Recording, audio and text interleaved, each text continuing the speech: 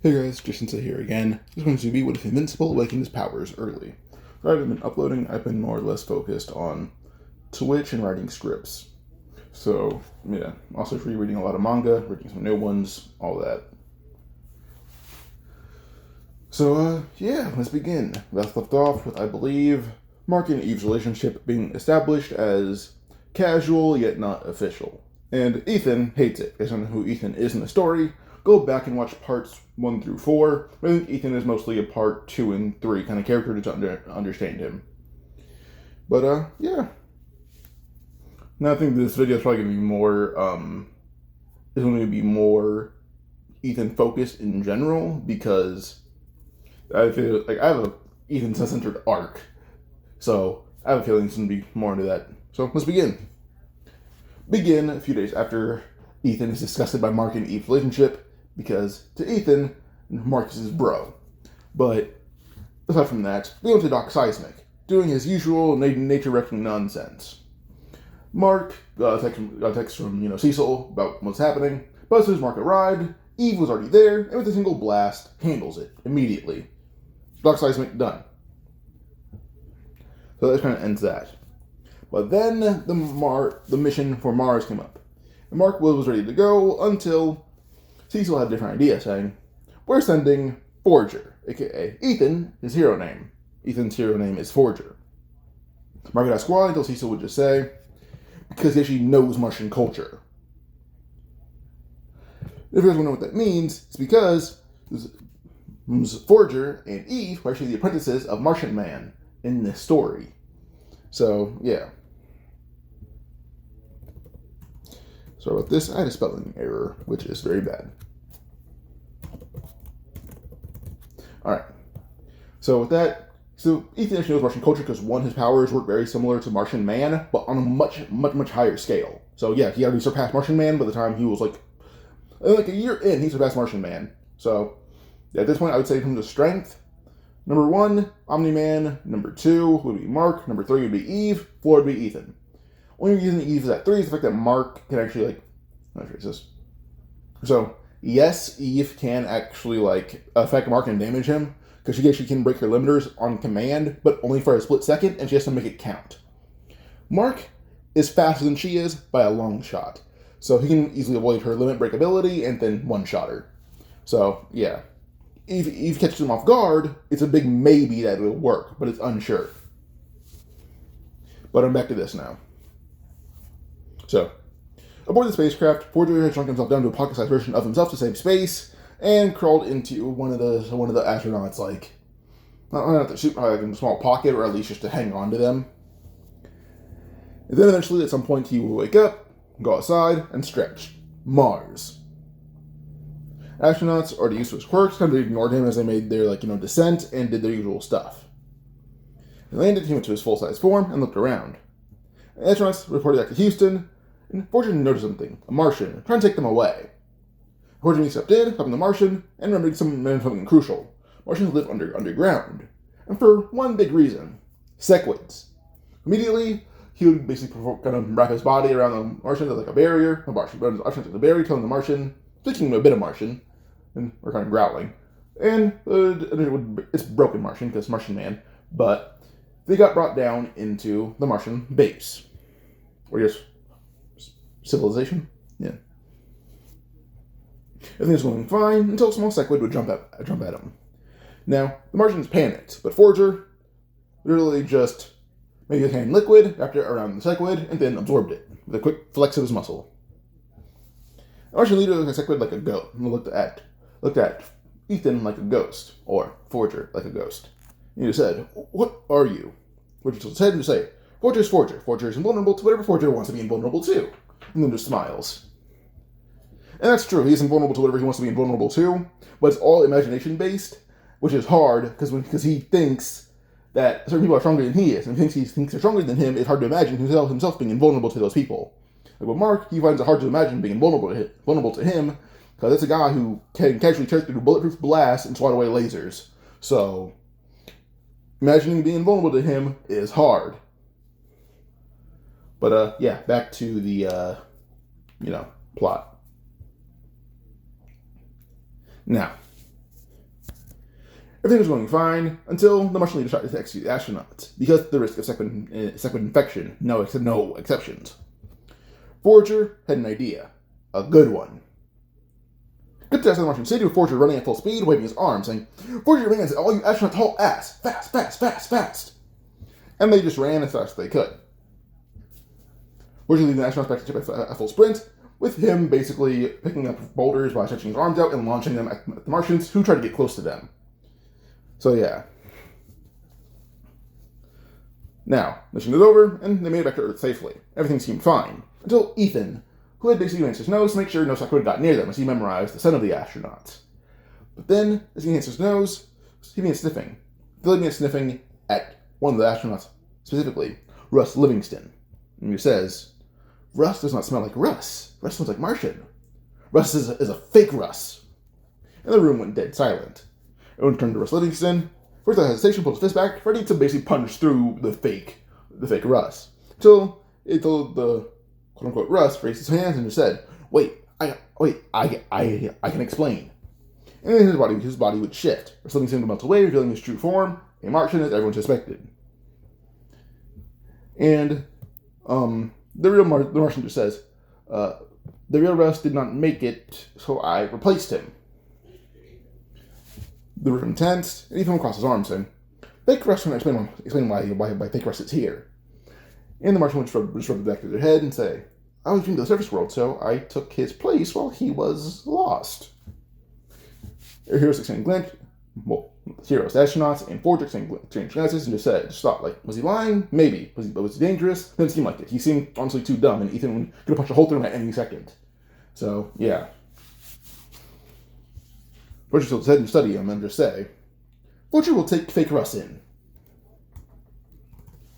After some talking, the Martian tried to get on a name, Shapesmith. Shapesmith was immature, naive, and absent-minded. He didn't understand social cues or emotions. Constantly be cheerful and friendly, like a child discovering the world for the first time. Ethan could somewhat relate. Not because he did all that. No, people viewed Ethan as that way until they talked to him, because the way Ethan talks makes him seem very childish and kind of dumb. In reality, he is not. He's as smart as Eve is, if not smarter. So, he understands where Ethan is, but he knows how to get him out of it. So. But I will say, though, Ethan only has 5 years of experience being around people, and he is 16. So he is 16 with only 5 years of experience around people that are not trying to hurt him most of the time. So he can somewhat relate still, but even then, he is much smarter than Shapesmith is. Now, Q Forger introducing Shapesmith to human culture, much to everyone's concern, honestly. Shapesmith was staring at a burger like a human, like an alien artifact. Ethan was narrating the moment, saying, "Forger sees himself in Shapesmith. Forger will make Shapesmith less weird. Maybe." Mark was sitting nearby with Eve, and just say, "Oh God, there's two of them now." As he just shoves the burger in his mouth whole and just keeps eating, while Eve just kind of laughs, finding it cute. One day, Invincible was flying around, and on a rooftop he saw red paint on it. NVCBL. Mark flew closer and saw a criminal he recognized, Titan. But he was in a hoodie, sweats, and casual sneakers, so his stone skin activated. Marcus Stone. He doesn't have a canonical villain name or civilian name, so I call him that. I think it's just easier. He reminds me of Cyborg, aka Victor Stone, so Marcus Stone. And Stone skin. Mark flew down, took a boxing stance, and did a few playful jabs. It was at Mr. Stone, because I want to call Mark and Marcus, yeah. He's like, "Hey, buddy, how's the wife? How's the daughter? Call me down for beating or something? Because, I got free time, and you haven't committed a crime recently, so it'd just be a free beating." But then we cut to Mark late at night at the dinner table with his parents. He goes on about his mission, and just says, won't say anything, but Debbie listens, nodding along. Nolan just sighed. On anger, frustration, just acceptance. This is the first time that he tried to get Mark to only focus on big picture threats. Every single time, Mark ignored him. Unlike when he was 11 or 12, when he'd just go along with whatever Nolan said. And Mark's excuse all the time is, if I can stop crime, why wouldn't I? Not all crime is in the sky. Or not all crime is because the country threatening. And now, Mark is much more than just a sidekick. He's much more than just a political hero, international hero. He is a public figure. He is essentially one of humanity's chosen fighters. So, yeah. Now, later, Mark ends up suiting up and flying off to meet Titan, and would act as his aerial transportation to Machine Head's penthouse. Then Mark flew faster. Titan would have to skin to, negate the skin burning up, and Mark would just launch him clean through Machine Head's penthouse window. Shattered, alarms blared, and Machine Head's voice would robotically crack, and auto-tunely crack, and say, "Well, that wasn't necessary." Titan hopped up to his feet as Invincible landed next to him and just cracked his knuckles, saying, "Alright, who's first?" The Tyrant's tendrils lashed out, wrapping around Titan's arms and legs. Titan struggled, but the tendrils squeezed tighter.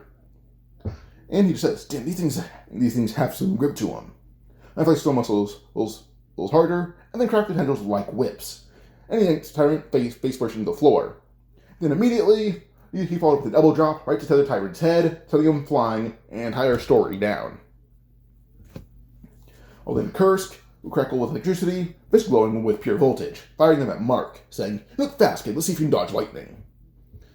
And Mark was casually dodging it, saying, "Dude, I've talked to someone who uses Thor's hammer. You really aren't that scary. Plus, I kind of fight kill cannon almost daily. That's a laser. That's faster than lightning." Kursk would try to charge in, throwing an electrically charged punch. But Mark grabbed his fist mid-strike, and slammed him on the ground at full force, making him land on top of the Tyrant, and electrocuting him as well. He was already just exhausted, now he was just knocked out from pure shock. Like literal shock. And Mark, just to kind of put the cherry on top, would just kick down on a nearby couch, dropping it right into the Tyrant, and Kursk, taking out Kursk for the entire fight. Well then, Maniac would melt in molten lava and fire it all at Invincible and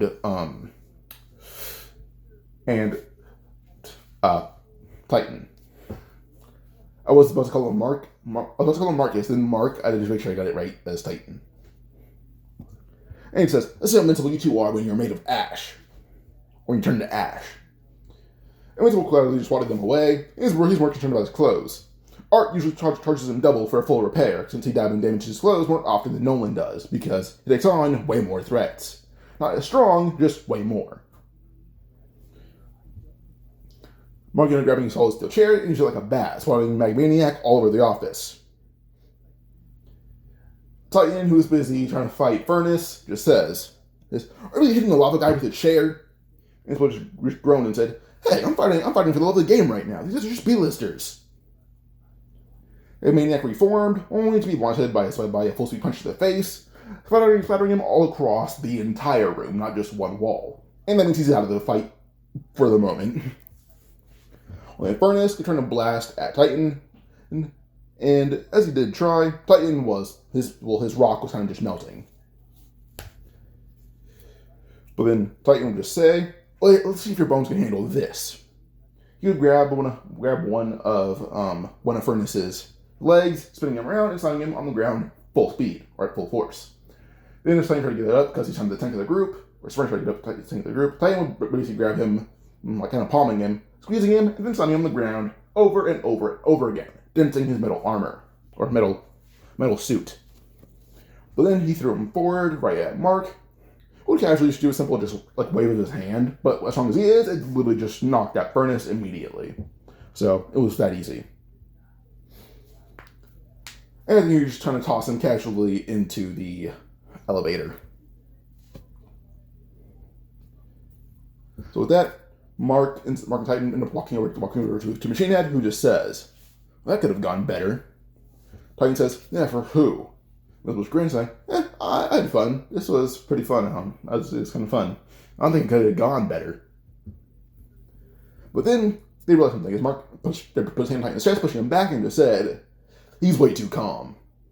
Until a portal would open from above, and then dropping down on the floor was a towering, white-furred warrior, muscular frame adorned with black and red armor and a massive mace on his back. Battle Beast. Mark and Titan, though, have no idea who he is, because, Battle Beast is usually in space until this moment. With a little swat, Battle Beast would swing his claws right at Titan, destroying his stone skin and flashing his chest. and hit the floor with one shot. But Mark was not surprised, as he can do the same thing. In fact, he does the same thing a lot to Titan. The real problem was the giant bloodthirsty space lion hitting over him with wicked delight. And he just says, "You fight me." Invincible wasn't sure what bothered him more. The guy was openly challenging him like a gladiator, or the fact that he seemed happy to fight and maybe die. They charged forth at the same time, and Invincible barely reacted, with his fist the size of a boulder slamming into his ribs. Because, his punch missed, so Battle Beast's punch landed. And boom. The impact his entire skeleton, and him flying through the air. He stopped himself before smashing into another building. He felt that. Wasn't a random thug. Wasn't even like fighting Titan or even the Immortal. This guy is strong. Strong like him. Mark shut off the pain, and reared his teeth and just said, "My turn." Pause. Sorry about that. Now, Mark would charge full speed ahead, and at Battle Beast, hitting him right in the jaw with the right hook. Battle Beast, he didn't really flinch. He took it head on. His lip was busted, but he did not flinch at all. He grinned wider, then bared his knee in Mark's gut. Mark's eyes bulged as pain shot through his body. And before he could react, the beast grabbed him by the back of his jacket and hung him down on his spine in full force. But he didn't really do much damage until Battle Beast would decide to basically do a double axe handle on his spine even harder. And that's what hurt. Mark got up wobbling, throwing Battle Beast across the street, as now they were on the city level, which Mark didn't realize. But he looked up, realizing that he was basically double axe handled through every single floor of Battle Beast, of Machine Head's penthouse. So, he looked at Battle Beast, who looked at him and was on his shoulder, saying, "You're fast, you're strong, you're durable. But you're not ready for me." Mark took a boxing stance, and took off his jacket, and just said, "I guess I'll have to learn fast then."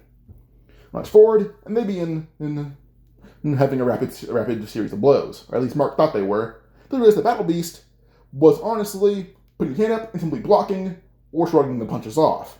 Because he took damage, but he kept smiling the more he got hit. Mark in this one, you're going to hurt Battle Beast. In fact, if Battle Beast were to not let Mark, if he were to not block or just let Mark hit him the entire time, he would die eventually. But Mark at this point is like a subpar Viltrumite. He is not as strong as a normal one. He is a subpar Viltrumite. Like, compared to most Viltrumites, he'd be slaughtered. Like, how about this? If you heard about Mark against Lucan would stomp his fucking skull in. And Lucan's nearly fodder.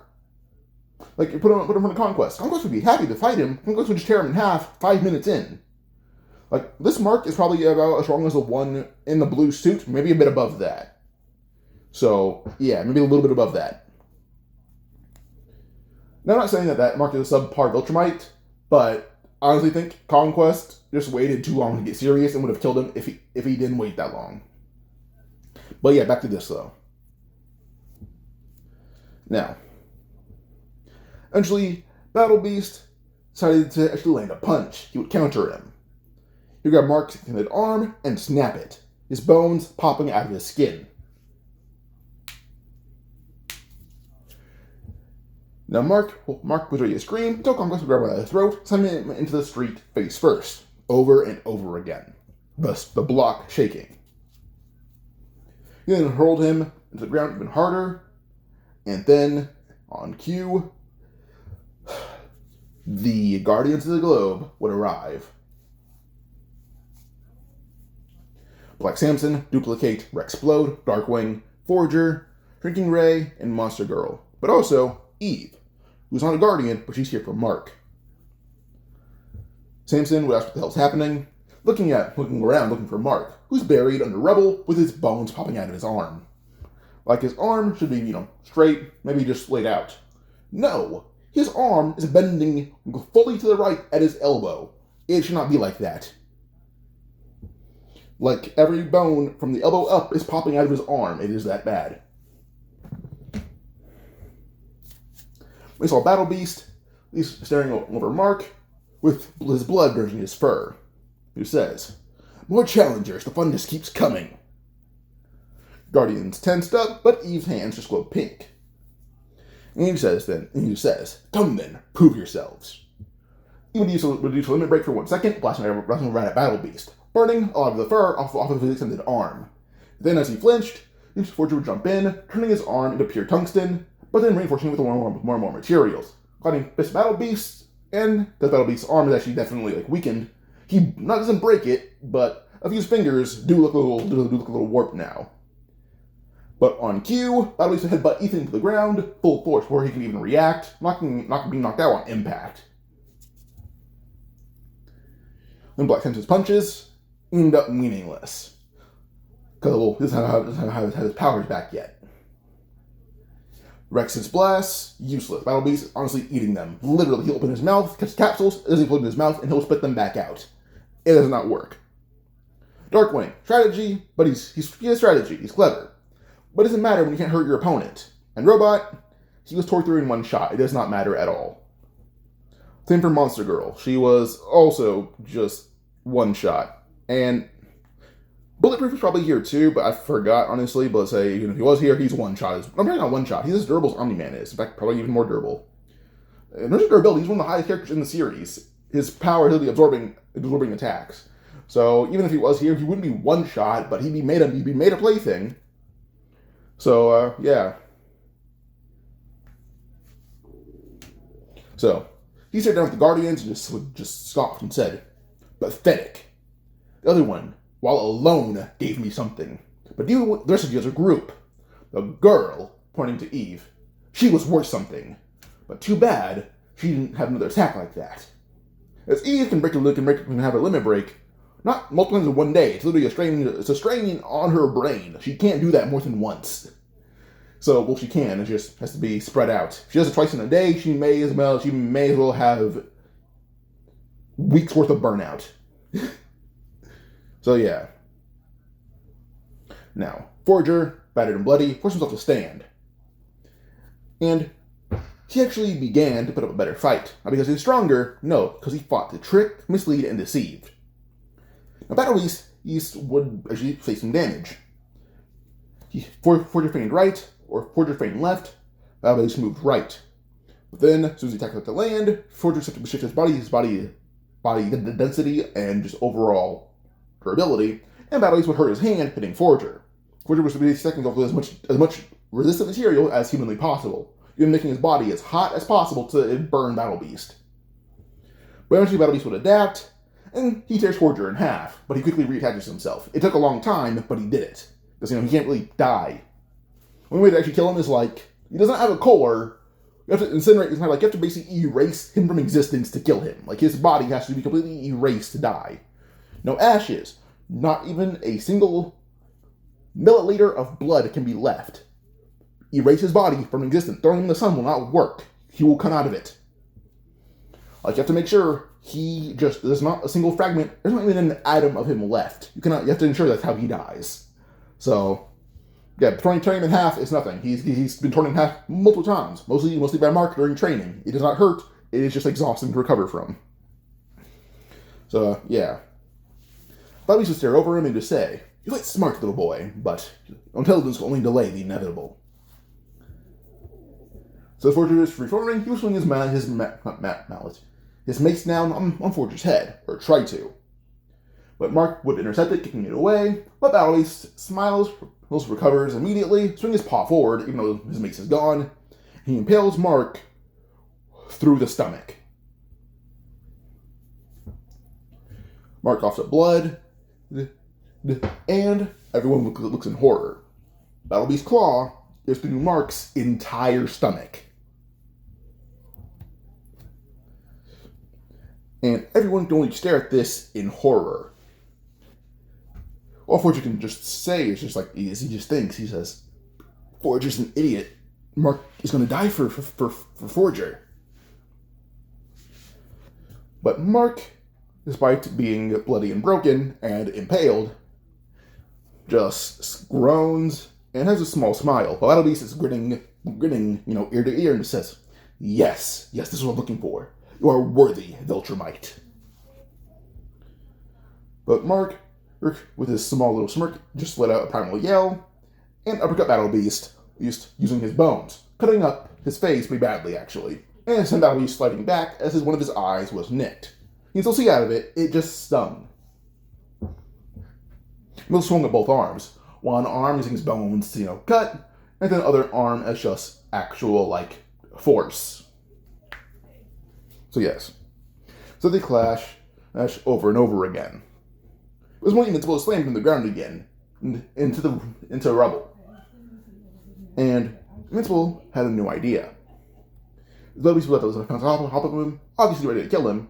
Mark reached in and into the rubble. Right as Battle Beast was ready to, get on top of him, he would shove something into Battle Beast's face. And all everyone hears is a loud roar of anger and pain from Battle Beast.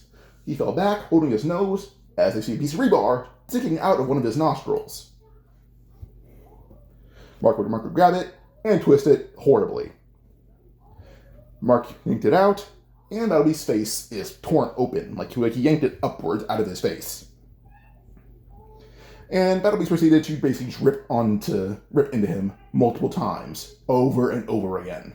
Mark proceeded to basically just beat on the swollen part of ripped part of Battle Beast's face more and more. He goes headbutts, punches, bites, all of it. When the fight's over, Battle Beast's face is almost in half, but he's alive. Mainly because his skeleton, or his skull was the one that was messed up, not his brain. Mark didn't go that deep. Battle Beast would laugh and say, "You are worthy, but you piss me off."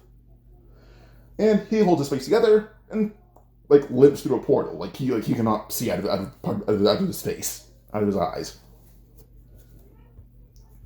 While Mark's body's covered in cuts, bruises, and he has a hole in his stomach, an actual hole through his stomach that is the size of Battle Beast's fist, which is probably the entire size of most of Mark's torso. So you can imagine how big that hole is. With that, immediately Forger would rush to Mark, trying to basically liquefy his body and hold Mark together, making sure he doesn't die. And he says, Forger's not proof of Invincible dying. While Eve would fly down, cradling Mark to make sure he stays awake. Using shocking with her power to make sure his eyes stay open and keeping his brain functioning. Robot would also be able to use some visibility, he sends in a new drone and uses it to keep Mark together as well. Now Cecil would arrive, teleporting in with a few, medics from the GDA, and they'd be working on Mark. Now the GDA expected Mark to take 2 weeks to recover. But by day 8, he was gone, nowhere to be found. Suzuki footage showed nothing. He had just vanished from his room. After a search, they finally found him at Invincible HQ, sitting on the couch, eating pizza. His entire abdomen was wrapped in thick bandages, faintly staining red splotches. And he's waved at them, saying, "Hey guys." We didn't even react though. Ethan and walked in from the kitchen, carrying their own pizza boxes. Well, Ethan just smiled and waved, innocently, saying, "Oh, hello, Mr. and Mrs. Mark's parents, and Eve," as Eve was with Nolan and Debbie. Jake Smith, ever the mimic, being taught by Ethan, says the same things. Debbie pinched the bridge of her nose, Eve crossed her arms, and Nolan just said, "Mark, explain now." Mark said, Ethan said, "You want to explain?" Ethan just nodded and said, "Yeah." Ethan made his body like water, went to Mark's stomach hole that was in the belly button, and I stretched my body to attach Mark, which some of his wounds healed fast, so Ethan made sure they attached faster. So with that, Mark's organs put themselves back together. Also, healing is literally just the external injuries. Anything external is what's healing right now. So it's mostly stitched together, so it works. After Ethan finished up, Mark just said, "Yeah, that's why I have pizza from across the street and not Italy." Nolan just sighed, like he was questioning even having a son. And Debbie looked like she was about to lose her mind and hit Mark, even though she'd break her hand doing it. And Eve looked like she regretted most of her decisions, including sleeping with Mark. Mark just took another bite of pizza and said, "I feel fine. Can I just stay here?" Nolan just sighed and flew through Mark's open window. Debbie mentioned something about raising an idiot.